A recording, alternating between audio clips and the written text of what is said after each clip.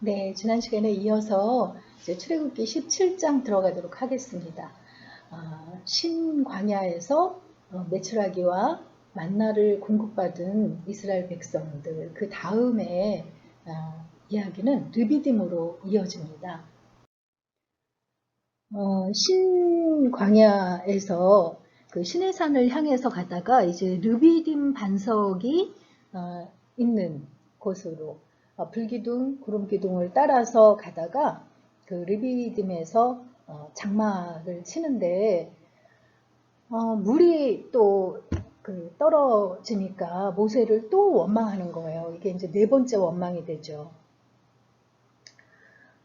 그러니까 모세가 그 하나님 앞에 부르짖으니까 하나님께서 백성 앞을 지나서 이스라엘 장로들을 데리고 지팡이를 잡고 가서 호렙산 반석을 치라 라고 얘기를 하세요.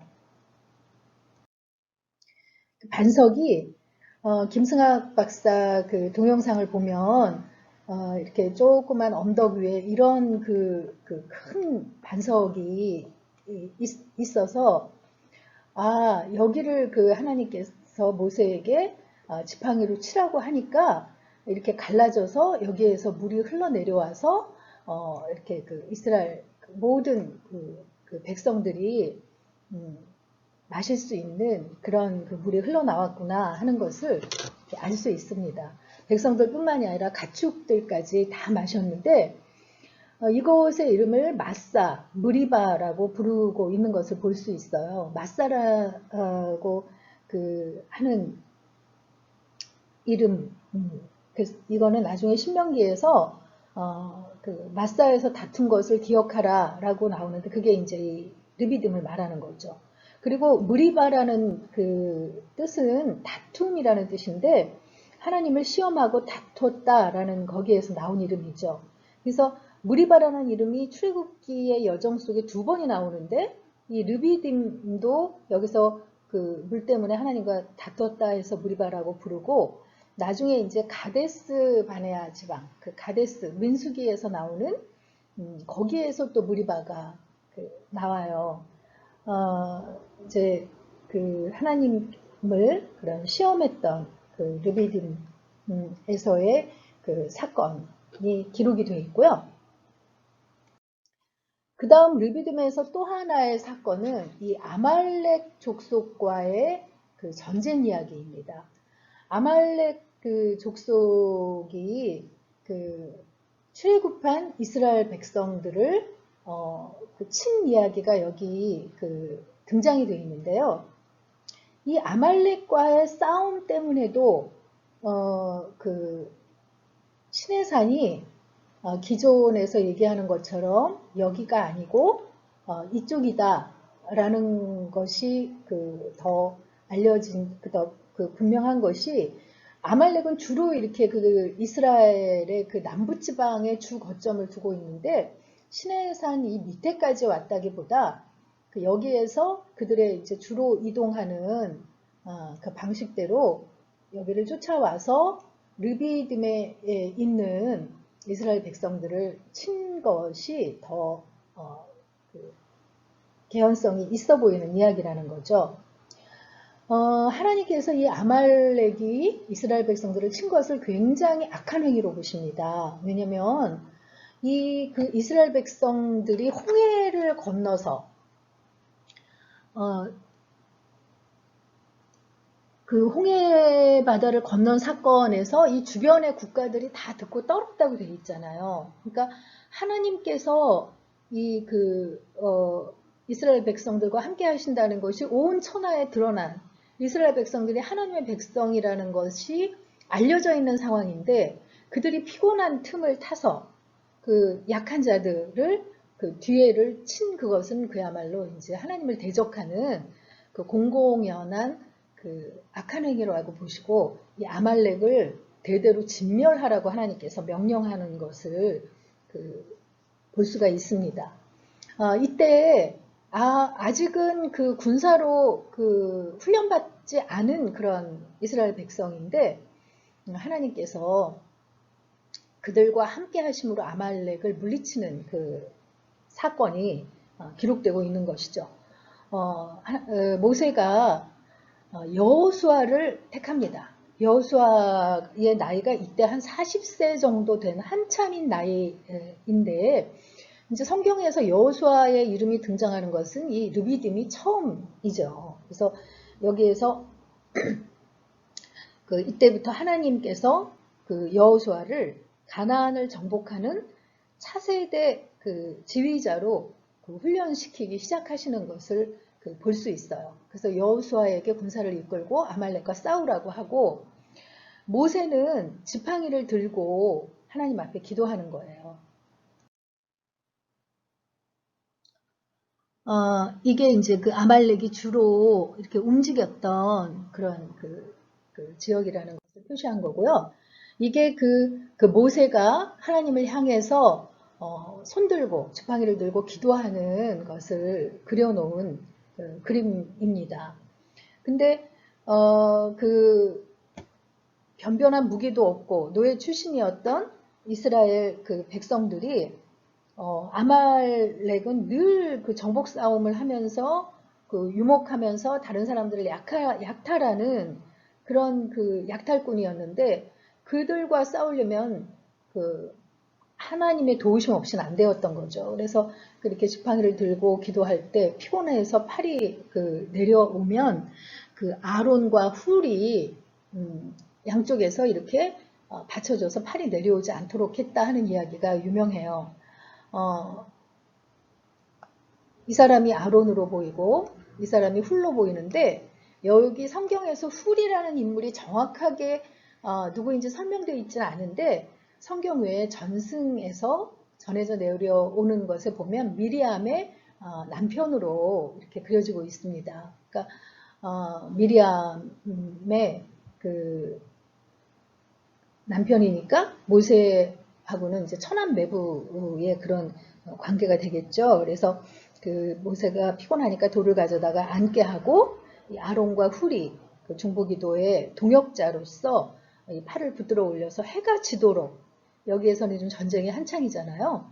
팔이 내려오면 이스라엘 군대가 지고 손이 올라가면 이스라엘 군대가 이기니까 이런 이제 동역의 역사를 이제 진행을 한 거죠. 그래서 결국은 여호수아가 아말렉을 물리치고 승리하게 되니까 하나님께서 책에 기록하고 아말렉은 이제 대대로 진멸하라, 없애라 이렇게 명하십니다. 그래서 여기에 단을 쌓고 여호와 니시, 여호와는 나의 깃발, 승리를 주시는 하나님에 대해서 이제 모세가 감사를 위해서 단을 쌓은 최초의 단이라고 할 수 있죠. 그래서 르비딤에서의 두 가지 사건 읽도록 하겠습니다. 17장 이스라엘 자손의 온 회중이 여호와의 명령대로 신광야에서 떠나 그 노정대로 행하여 르비딤의 장막을 쳤으나 백성이 마실 물이 없는지라. 백성이 모세와 다투어 이르되 우리에게 물을 주어 마시게 하라. 모세가 그들에게 이르되 너희가 어찌하여 나와 다투느냐? 너희가 어찌하여 여호와를 시험하느냐? 거기서 백성이 목이 말라 물을 찾으매 그들이 모세에게 대하여 원망하여 이르되 당신이 어찌하여 우리를 애굽에서 인도해 내어서 우리와 우리 자녀와 우리 가축이 목말라 죽게 하느냐? 모세가 여호와께 부르짖어 이르되 내가 이 백성에게 어떻게 하리이까? 그들이 조금 있으면 내게 돌을 던지겠나이다. 여호와께서 모세에게 이르시되 백성 앞을 지나서 이스라엘 장로들을 데리고 나일강을 치던 내 지팡이를 손에 잡고 가라. 내가 호렙산에 있는 그 반석 위 거기서 내 앞에 서리니 너는 그 반석을 치라. 그것에서 물이 나오리니 백성이 마시리라. 모세가 이스라엘 장로들의 목전에서 그대로 행하니라. 그가 그곳 이름을 마사 또는 무리바라 불렀으니 이는 이스라엘 자손이 다투었으며 또는 그들이 여호와를 시험하여 이르기를 여호와께서 우리 중에 계신가 안 계신가 하였음이더라. 그때 아말렉이 와서 이스라엘과 르비딤에서 싸우니라. 모세가 여호수아에게 이르되 우리를 위하여 사람들을 택하여 나가서 아말렉과 싸우라. 내일 내가 하나님의 지팡이를 손에 잡고 산꼭대기에 서리라.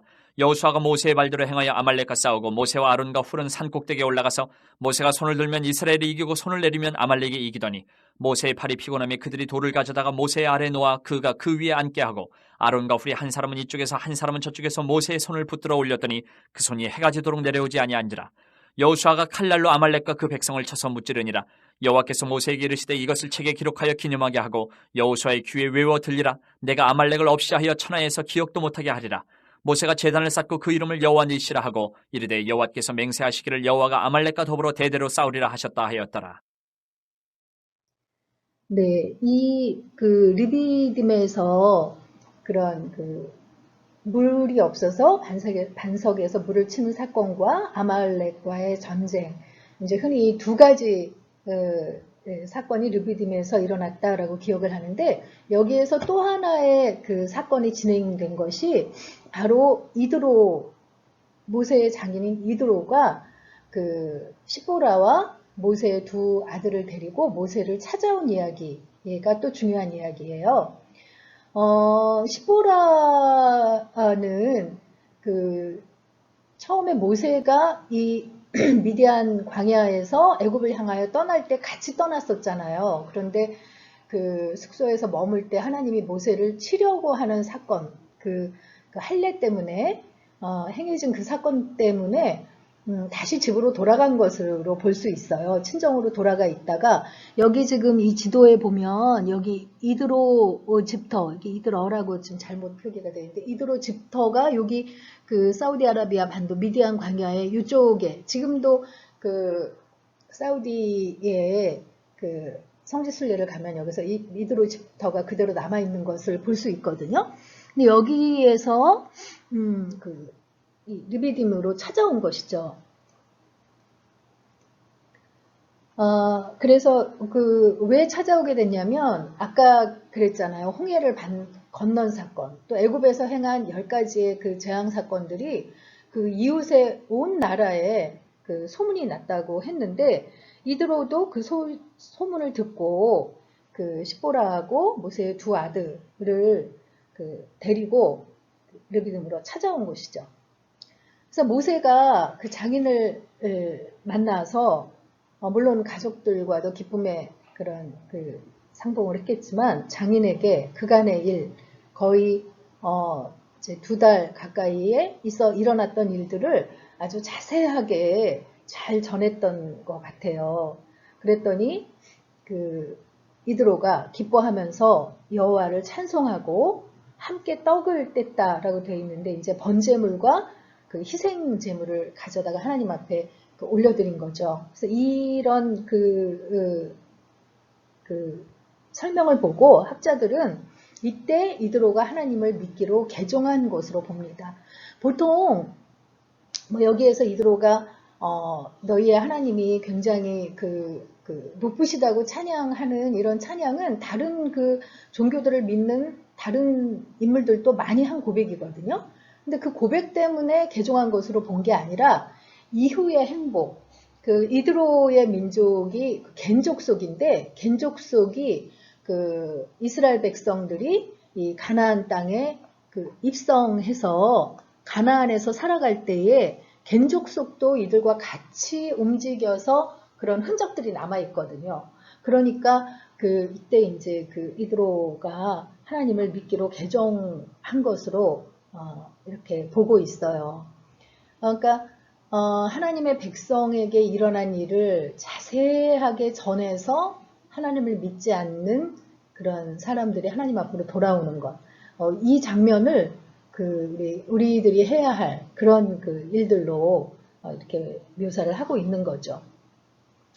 그렇게 이드로가 하나님 앞으로 돌아왔는데 그 다음날 하룻밤을 묵고 그 다음날 이드로가 모세에게 나왔더니 모세는 앉아있고 백성들이 쭉 줄을 서가지고 재판을 하는 모습을 보게 돼요. 그러면서 이게 뭐 하는 거냐고 하니까 이렇게 재판하는 거라고. 근데 일이 생길 때마다 백성들이 나에게 가지고 온다고 하니까 이드로가 참 굉장히 지혜로운 조언을 합니다.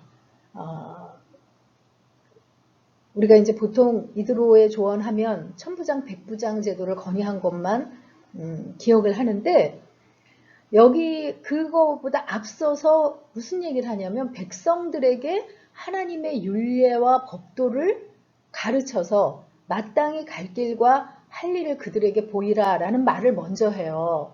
하나님께서 이제 나라라는 곳에서도 뭐 어떻게 하라고 이렇게 했고 또 하나님께서 알려주신 그런 율례와 법도를 백성들한테 가르쳐서 그들이 스스로 판단할 것은 판단할 수 있도록 그들을 교육하라는 이야기를 먼저 한 거죠. 굉장히 그것은 의미 있는 이야기죠. 그리고 나서 그 다음에 천부장, 백부장 제도를 제안합니다. 이렇게 50명을 대표하는 사람을 50부장이라고 하고 100명을 대표하는 사람은 100부장, 1000명을 대표하는 사람은 1000부장 이렇게 대표들을 세워서 그들이 이렇게 작은 일은 50부장에게서 스스로 해결을 하고 그 다음 해결 안 되면 100부장에게, 1000부장에게, 그것도 안 되면 모세에게, 마치 모세가 이제 대법원 같은 그런 조직을 가지고 움직이라고 이야기를 하는 거죠. 그러니까 교회도 이제 교회 행정이라고 그래서 교회를 움직이는데도 굉장히 행정 능력이 필요하거든요. 예배는 어떻게 구성하고 시간은 어떻게, 설교는 얼만큼, 찬양은 어느 때 이런 거를 다 준비하고 조직하는 것도 행정력으로 들어가는데 교회가 이제 자리 잡으려면 그런 행정 능력이 필요하게 되는 거죠. 근데 여기서 이드로가 그것을 필요성을 느끼고 제안을 하게 되는데 모세가 이제 그것을 겸손하게 다 받아들이죠. 근데 이렇게 50부장, 100부장, 1000부장 이런 사람을 뽑는 기준을, 리더의 기준을 능력 있는 사람을 뽑는데 그 능력이라는 게 세상적인 어떤 기준이 아니라 하나님을 두려워하고 불의한 이익을 미워하는 자. 그러니까 하나님 앞에 하나님을 경외하면서 진실하면서 뇌물을 받지 않는 그런 사람들로 세워라 라고 이드로가 모세에게 제안을 합니다. 이러한 천부장, 백부장의 이런 제도는 재판 때뿐만이 아니라 전쟁에 나갈 때도 이런 조직의 우두머리를 세워서 이런 제도로 행해지고 있는 것을 볼 수 있습니다. 오늘 여기 18장까지 읽고 마치도록 하겠는데요. 여기까지가 이제 출애굽의 전반부라고 할 수 있고 다음 시간에 이어지는 19장부터는 이제 시내산에 도착해서 시내산에서 벌어지는 출애굽기 후반부로 이어가도록 하겠습니다.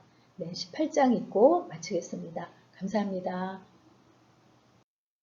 18장 모세의 장인이며 미디안 제사장인 이드로가 하나님이 모세에게와 자기 백성 이스라엘에게 하신 일 곧 여호와께서 이스라엘을 애굽에서 인도하여 내신 모든 일을 들으니라. 모세 장인 이드로가 모세가 돌려보냈던 그의 아내 십보라와 그의 두 아들을 데리고 왔으니 그 하나의 이름은 게르솜이라. 이는 모세가 이르기를 내가 이방에서 나그네가 되었다며 하나의 이름은 엘리에셀이라. 이는 내 아버지 하나님이 나를 도우사 바로의 칼에서 구원하셨다 함이더라. 모세 장인 이드로가 모세의 아들들과 그의 아내와 더불어 광야에 들어와 모세에게 이르니 곧 모세가 하나님의 산에 진친 곳이라. 그가 모세에게 말을 전하되 내 장인 나 이드로가 내 아내와 그와 함께한 그의 두 아들과 더불어 내게 왔노라.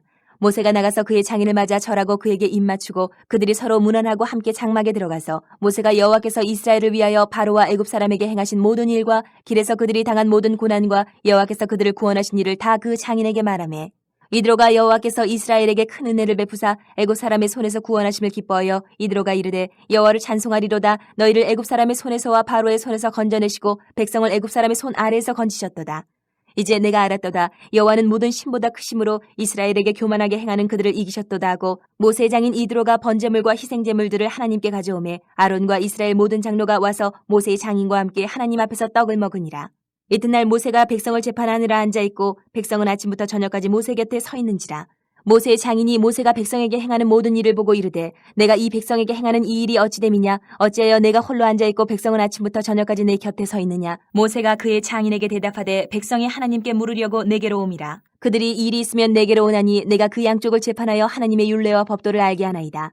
모세의 장인이 그에게 이르되 내가 하는 것이 옳지 못하도다. 너와 또 너와 함께한 이 백성이 필경 기력이 쇠하리니 이 일이 내게 너무 중함이라. 내가 혼자 할 수 없으리라.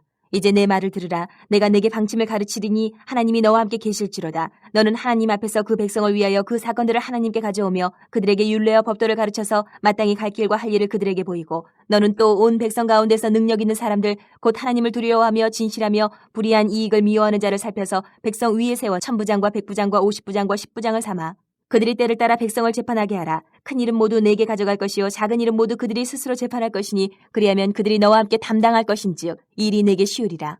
내가 만일 이 일을 하고 하나님께서도 내게 허락하시면 내가 이 일을 감당하고 이 모든 백성도 자기 곳으로 평안히 가리라. 이에 모세가 자기 장인의 말을 듣고 그 모든 말대로 하여 모세가 이스라엘 무리 중에서 능력 있는 사람들을 택하여 그들을 백성의 우두머리 곧 1000부장과 100부장과 50부장과 10부장을 삼음해 그들이 때를 따라 백성을 재판하되 어려운 일은 모세에게 가져오고 모든 작은 일은 스스로 재판하더라. 모세가 그의 장인을 보내니 그가 자기 땅으로 가니라.